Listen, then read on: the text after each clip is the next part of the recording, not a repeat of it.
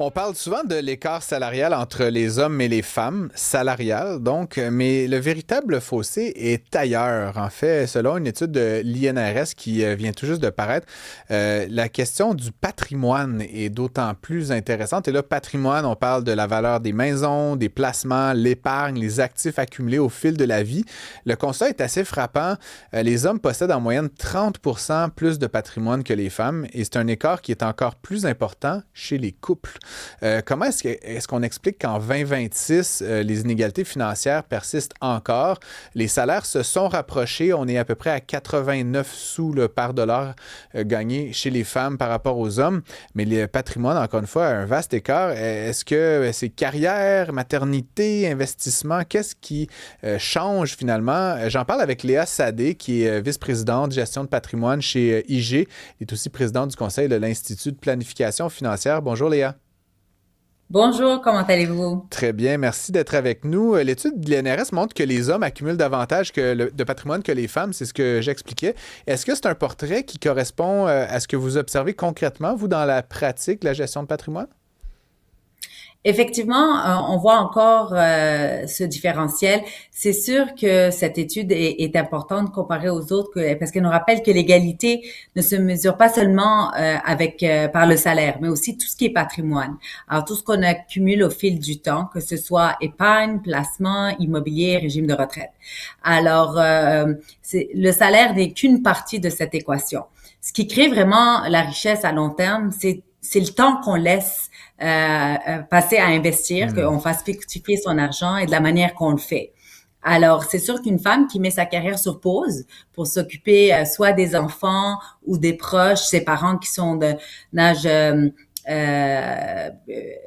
d'un certain âge, qui ont besoin d'aide, qui sont plus autonomes. Alors, elle perd non seulement ce revenu, mais aussi des années de cotisation qui auraient pu Ouais. s'accumuler et même croître son Et de patrimoine. rendement, oui, effectivement, là, c'est doublement pénalisant. Oui, en temps normal, en gestion de patrimoine, on réalise de plus en plus que les femmes sont généralement d'excellentes investisseuses quand elles sont vraiment bien accompagnées et de comprendre. C'est le défi pour elles, c'est pas d'investir, mais c'est plutôt, en général, on dirait plus la confiance financière, l'accès à l'information et tout ce qui est réalité qui lui est propre, notamment comme on a mentionné, que ce soit l'interruption de carrière, mais ici, il faut se rappeler que les femmes vivent plus longtemps que les hommes, alors ont besoin encore plus d'actifs, justement, Ouais. à la longue. Elles vivent plus longtemps. Est-ce qu'elles sont aussi nombreuses que les hommes, par exemple, à recevoir des héritages, des patrimoines? Il fut un temps où c'était le premier fils là, qui empochait parfois la part du lion. Est-ce que c'est aujourd'hui, là, quand on regarde les héritages, la distribution du patrimoine familial de génération en génération, est-ce que les femmes sont autant bénéficiaires que les hommes aujourd'hui? On voit beaucoup plus d'équité entre les enfants, peu importe le sexe. OK. On voit que ce n'est plus, c'est hors, c'est plus standard, quoi. On Ouais. voit vraiment qu'il y a une équité. Les parents recherchent une distribution qui est quand même saine entre leurs enfants, peu importe qu'il soit un homme ou une femme. On n'est pas dans Game of Thrones, là, clairement. Est-ce que vous dites que les femmes sont de bonnes investisseuses? Je vous crois sur parole, Léa Sadé. Est-ce que les femmes font parfois des erreurs, par contre? Je ne sais pas, est-ce qu'elles sont trop prudentes? Est-ce qu'elles font des erreurs dans les types de placements? On sait, par exemple, que dans les crypto-monnaies, là, qui ont eu des très bonnes années, de très mauvaises années, je réserverai mon jugement, mais que c'était majoritairement des hommes qui étaient intéressés par ce type de produit-là. Est-ce que vous voyez quelques tendances qui se dégagent en matière d'investissement qui seraient genrées, là, par Oui, exemple? ben, il faudrait éviter les généralisations, mais Oui, oui. l'enjeu n'est pas de savoir si c'est l'homme ou la femme qui investit le mieux, mais de comprendre pourquoi les femmes sont influencées par prendre certaines décisions. C'est vrai qu'elles ont une approche moins impulsive que les hommes, d'où la raison qu'ils n'investissent pas peut-être dans les crypto-monnaies, mais aussi c'est plus discipliné comme approche, plus euh, comment dire, c'est calculé, conservateur, et puis elles veulent comprendre, alors elles s'informent encore plus, mais en général, on voit de plus en plus que les femmes investissent même mieux des fois comme stratégie à long terme, on dirait. Et le fait d'être moins impulsif, ça aide beaucoup en termes d'investissement. On prend le temps, on laisse le temps, petit train va loin, on laisse accumuler. Alors, le véritable enjeu, c'est de leur donner les moyens suffisants justement et tôt et longtemps pour investir, parce pour faire fructifier à long terme. Ben, parlant de tôt et longtemps, bon, il y a peut-être des femmes trentenaires qui nous écoutent ou des parents de jeunes femmes trentenaires qui nous écoutent. Si vous aviez devant vous, Léa Sadé, une jeune femme de 30 ou 35 ans qui vous disait « Je veux éviter de prendre du retard sur mon patrimoine », c'est quoi les conseils qu'on peut donner tôt dans la vie, le plus 31 ans, on discutera si c'est jeune ou pas, mais disons quelqu'un à qui il reste 30 années d'horizon, là, qu'est-ce qu'on peut faire tôt quand on est une jeune femme pour s'assurer d'avoir un bon patrimoine plus tard dans la vie?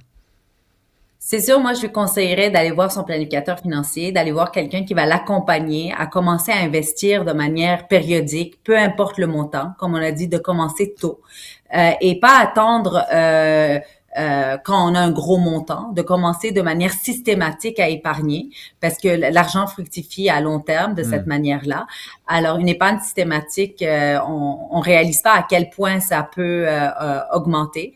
D'aller voir si on utilise les bons véhicules. Est-ce qu'on maximise que ce soit un compte enregistré, le REER, le CELI pour pouvoir profiter de l'optimisation fiscale. Alors, dans quel véhicule? Et commencer aussi, étape 1, faire un budget, voir exactement où va mon argent. Alors, mais de se faire accompagner va être hyper important et il n'est jamais trop tard pour commencer et surtout pas de commencer avec un budget, c'est la base. De cette manière, on va pouvoir identifier comment dégager des liquidités pour investir et épargner pour s'assurer qu'on a de l'investissement de côté. Un patrimoine à la fin de la course. Parlons peut-être en conclusion des jeunes. Là. Est-ce que vous voyez un peu justement que les jeunes générations sont en train de refermer cet écart là, dont on parlait entre les jeunes, on va dire garçons et filles, là, mais entre les jeunes femmes et les jeunes hommes? Est-ce que vous voyez plus une convergence ou est-ce que cette inégalité-là persiste actuellement? C'est sûr que l'éducation financière, on la commence de plus en plus tôt, que ce soit nos clients ou les enfants de nos clients, on les sensibilise à l'importance de l'épargne et de s'assurer de comprendre le mécanisme, que ce soit le crédit ou l'épargne, comment investir, comment placer son argent, quelles fautes éviter, s'assurer de commencer tôt. Alors, on le voit. De plus en plus, les jeunes, que ce soit même au secondaire, sont curieux. Qu'est-ce que je peux faire? Comment je peux commencer? Est-ce que je m'investis en crypto-monnaie ou pas via le compte CELI de leurs parents des fois même? Alors, on le ressent, mais on leur explique que les comptes, on peut pas les ouvrir avant leurs 18 ans de CELI et ainsi de suite. Mais on a de plus en plus de curiosité. C'est sûr, il faut aller à de bonnes sources, trouver de bonnes sources d'informations parce que avec l'intelligence artificielle de nos jours, on trouve de tout. Alors, de tous les goûts aussi. Alors, très important de voir un spécialiste pour les accompagner.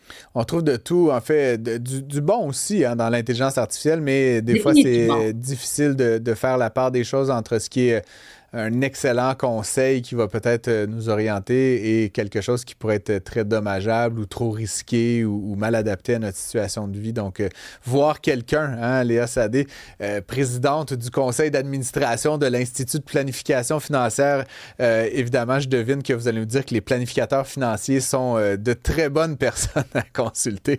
Justement, ouais, les planificateurs financiers... les planificateurs financiers, c'est leur rôle est d'éduquer la clientèle, les sensibiliser, les accompagner dans toutes les sphères et non juste en termes de placement, mais que ce soit les 7 aspects de la planification financière. C'est notre devoir, notre travail et puis on est là pour vous. Merci beaucoup Léa Sadé d'avoir été avec nous. Bonne fin de journée, c'était très intéressant comme toujours. Je remercie à l'équipe entière d'avoir été avec moi tout au long de l'après-midi. On se retrouve demain.